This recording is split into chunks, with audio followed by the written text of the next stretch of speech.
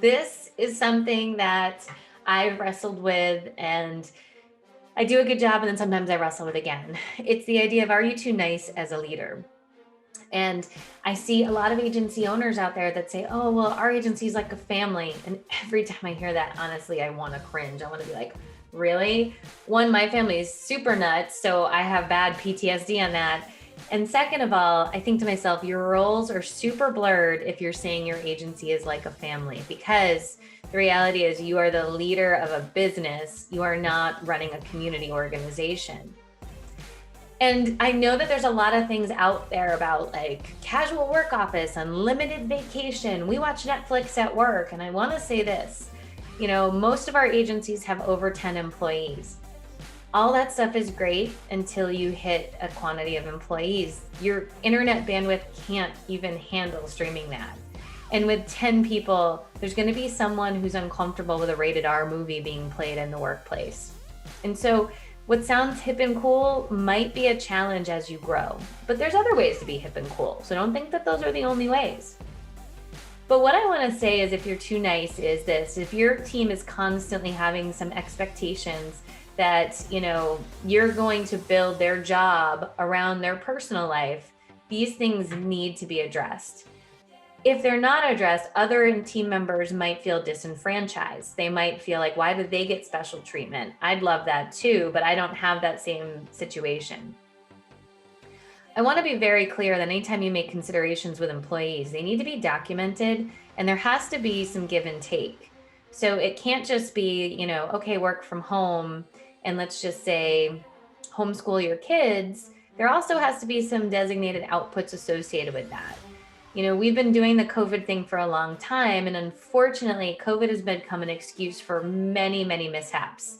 My dog's Christmas present got lost because of COVID. Well, that didn't help America's first Christmas, let me tell you. We need to be better, and we need to have more boundaries and guidelines. And I'm not saying this to say that you need to be the worst boss on the face of the planet. I'm saying this because you have a business to run. And for me, hitting our goals in this business is one of my critical missions. So if things are on track, you can be more flexible, but it should be temporary. We should not sign any long-term agreements, because that leads to really poor expectations. But if your agency is behind in workload, not hitting goals, and the culture is suffering and there's infighting and conflict, you don't have the freedoms and luxuries to say, give in to every request from people. Your job is to be respected, not liked. And I know that this is hard. And I know people come to you with big eyes and say, what am I going to do? What am I going to do? What am I going to do?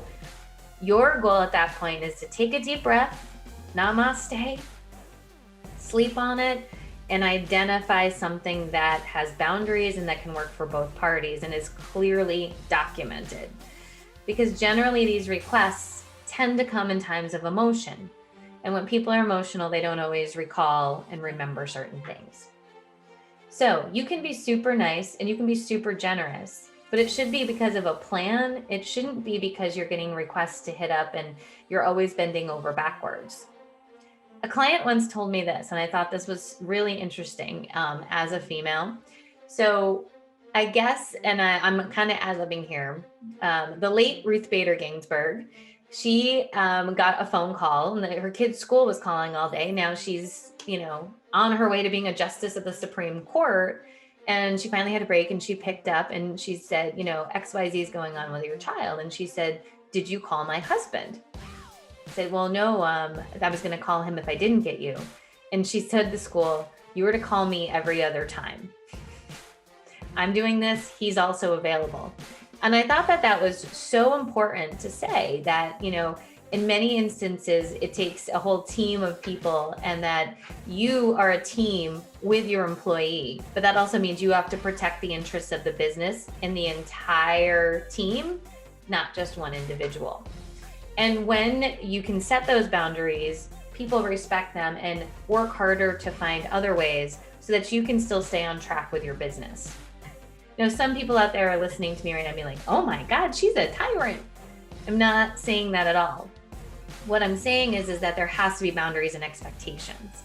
If there's something that COVID taught me, it's that going into something very gray area, which we all had to do, We all had to do it. There was no playbook for this stuff, but now I can play that Monday morning quarterback saying, you know what, early on, I needed to be a better leader and set some boundaries and expectations, say, we can do this, but this is how it's got to work. And that's how you're going to get respected. Now, of course, you can do whatever you need to do. I'm telling you, it's always going to burn you. And somebody's going to be upset. You're going to be upset. They're going to be upset because there's a lot of unclarity in that statement. We hope you've enjoyed our 3-minute videos. Let us know how we can assist your agency, and we'll see you in the next one. Is building processes and procedures top on your list to do this year? But you're overwhelmed and you don't know where to start. With so many things on your plate, how can you be ridiculously amazing at all of them? You just can't. It's not possible. Although I wish it was. And if someone has that method out there, let me know. But if there's only a template you could start with, would that change things? There is now. Our new Agency Performance Partners website has an entire section of process packs for your agency. Our process packs include not only the workbook, the templates, emails, scripts, and videos to go along with each section so that you're not alone. You can download them and tailor them exactly to your agency, but it gives you a place to start. And you get the best practices that we've developed over the course of time. What's better than that? We keep adding more every month, so you need to check in. But just to get started, we have winning back unsold quotes, setting goals for every role in your agency, 6 strategies to help you run your agency, job descriptions, a hiring guide, sales scripts, retention scripts, and personal lines endorsement checklists. And more are coming all the time, so you have to be on it to check it out. Follow our social media or emails to get in on the know. Head to our website for more details. You can see each process pack and you can actually buy them right online. No need, if it's 1 o'clock in the morning and you are stressed about writing job descriptions, we got you. Also, most of them are $100 to $200, so they're very reasonable. And you get all the updates. If you're looking for something we don't have, let us know. We're happy to create it. But bottom line, if processes and procedures on your mind, we have you covered. You just have to go to our new website, go to the online store section, and you will see a whole section on agency process packs. We will see you there.